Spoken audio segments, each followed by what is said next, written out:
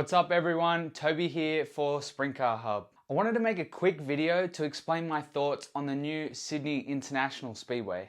Before I get into it, I feel I need to explain that I don't mean to complain, but instead provide constructive criticism. Because if there's one thing that I'm passionate about, it's Speedway and sprint car racing in particular. So a bit of a backstory. Last year, the New South Wales government announced on the 21st of October that they're going to be taking away our Speedway at Parramatta. The site where the Speedway is right now is where they're putting the new stabling yard for the new Sydney Metro train line. Basically, they're removing the track for their $18 billion plan. After a lot of backlash, the New South Wales government announced the next day that they always plan to replace the track. And if you're a Speedway person in Sydney, then it was pretty obvious where it was gonna go. And that is the Western Sydney Parklands Precinct number 5. That means the new Speedway is gonna be built in the same complex as the supercar track, the drag strip, the kart track, and also the brand new indoor motorbike dome. Eastern Creek is less than 40 k's away from the Sydney CBD and about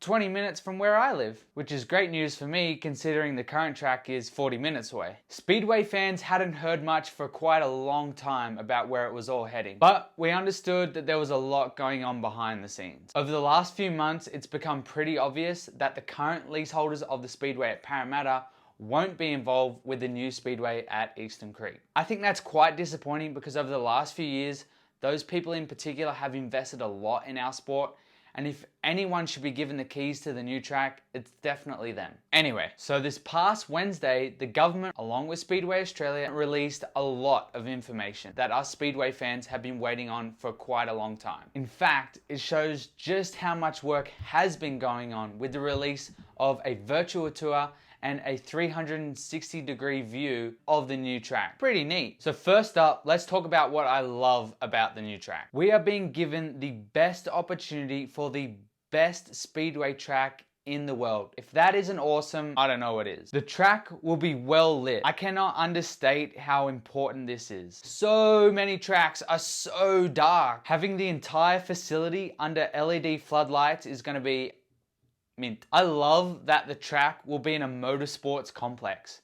Imagine checking out the supercars, the drags, the go-karts, and the motorbikes during the day and getting to go to the Speedway during the night. That's pretty sick. Another thing I love is the dedicated workshop areas. Now in the original scope, I understand there's gonna be about 20 sheds for competitors to work out of. But I am hoping there'll be pressure washing stations somewhere on site. A car wash type setup would be massively beneficial for international and interstate competitors. Another thing I love about the new Speedway is that we should be able to run on just about any night. Being in a motorsports complex and away from housing means we should be able to make just as much noise at any time of the day or night. Hopefully we can run some practice nights during the week, just like Perth's Kwinana Motorplex does on Wednesday nights. Imagine your first time driving a 900 horsepower sprint car and it's at a race night with everyone watching. How embarrassing.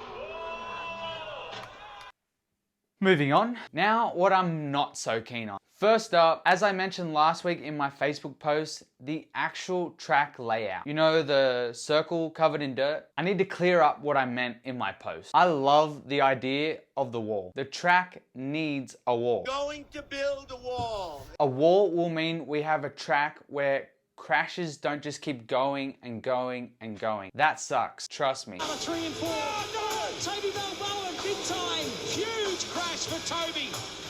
Huge ride.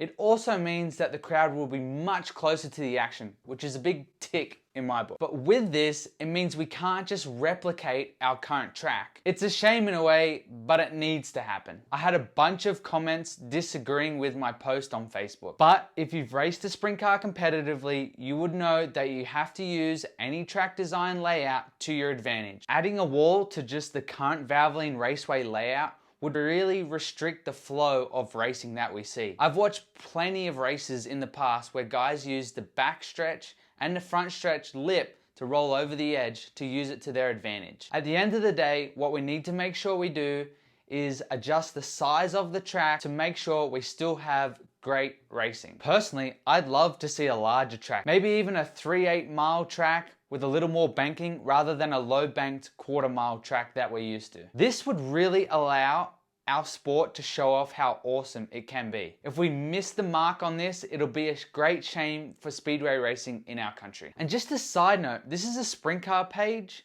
but for late models, Valvoline Raceway is pretty tight as it is. Surely those guys don't want to make it even tighter. A wall around our current track would not help those guys at all. Number 2 of what I'm not so keen on. Full capacity for the track is only 7,000 people. For a sellout, that is extremely small. In the words of the government, we are building a state-of-the-art international standard speedway facility. And in the heart of Australia's biggest city of over 5 million people, we're building a brand new speedway of only 7,000?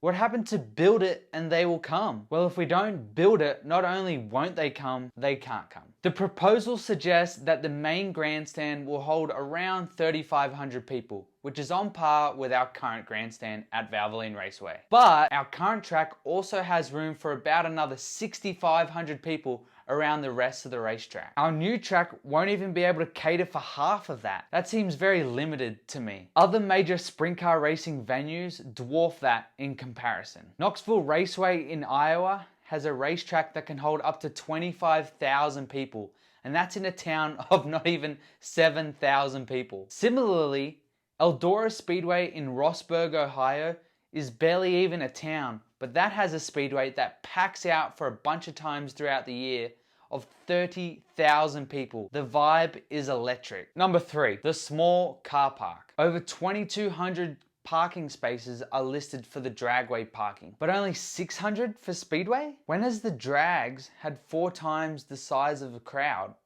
for comparable events?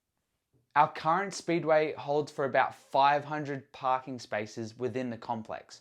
But if you've been to the speedway ever at Parramatta, you would know that on a busy night that you could be forced to park over a kilometre away from the racetrack because there are so many cars. Why are we not planning better for a problem that we've had for so many years? Nothing ruins a good night out like the car gridlock on the way home. Number 4, the pits can hold up to 150 competitors, cars and transporters. That also seems small to me. I've been going to Valvoline Raceway my entire life and I've seen plenty of events where there's 80 plus sprint cars and 3 or 4 support classes with 20, 30, 40, 50 cars in each class. That totals well over 150 competitors. And is that 150 competitors with open trailers, or is that 150 competitors with semi-trailers? That's a big difference. Also, some of the pit parking looks to be over 200 meters away from the racetrack. The ideal place for a pit area is along the back straight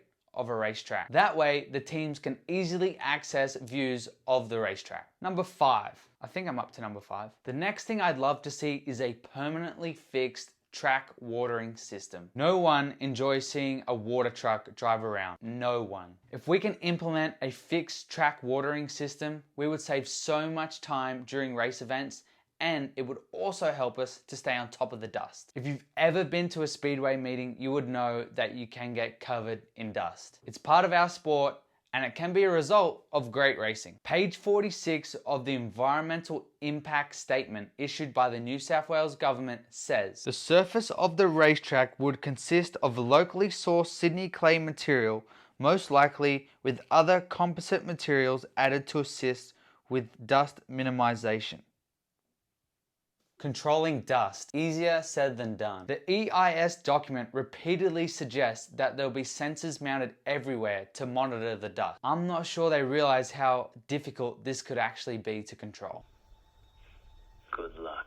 Number 6, there is no mention of camping areas. I truly feel that Speedway fans from all over Australia and the world will come to the new Sydney International Speedway, and a lot of them would be keen on the camping option. Again, this speedway will be around for a long time to come. Let's make sure it ticks all the boxes and not just a few. Number 7, there is merchandise stalls listed to be installed. I hope this also includes stalls to be used for drivers and teams. It would be a lot more professional than selling shirts out the back of a race rig. Number 8, I'm not sure how a world-class bike facility is going to hold up on the infield. I should say that I do love bike racing. so don't get angry at me. Firstly, it'll be quite a distance away from the crowd. That's kind of a major blow for the whole world-class facility claim. And also, how is the bike track surface going to hold up when we've got sprint cars and late models, other speedway cars and utility vehicles like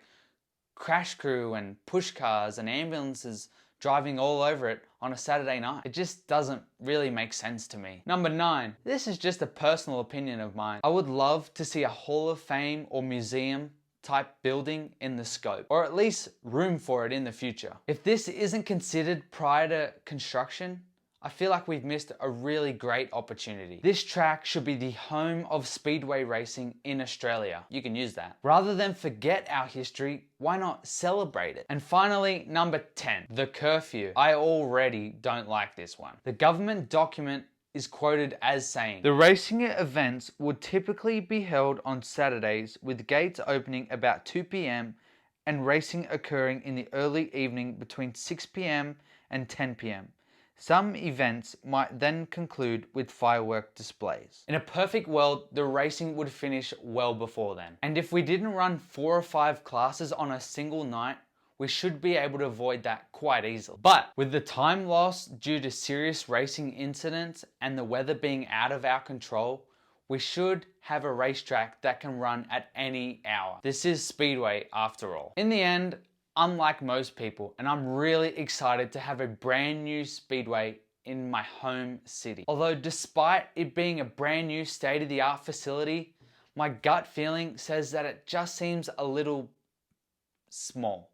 Let's remember, this Speedway isn't for our sport to just survive, but thrive. I have faith that we will be proud of our new Speedway. If there is one thing that I do ask, it is that you do read the environmental impact statement and check out what the government has been working on. And then you have to voice your opinion to the government and Speedway Australia. They are literally asking for your opinion before they go ahead with construction. You can't ask for much more than that. I know I'll be sending an email, and I hope you do too. And hopefully they see this video as well. I know the general manager of Speedway Australia, Tim Saville, watches my stuff because he commented on my post last week. Hi Tim. Anyways team, thanks for watching, and please like, share or comment on this video. I would love to hear what you're thinking. I love talking about sprint car racing and speedway racing in general, so please let me hear it. Thanks.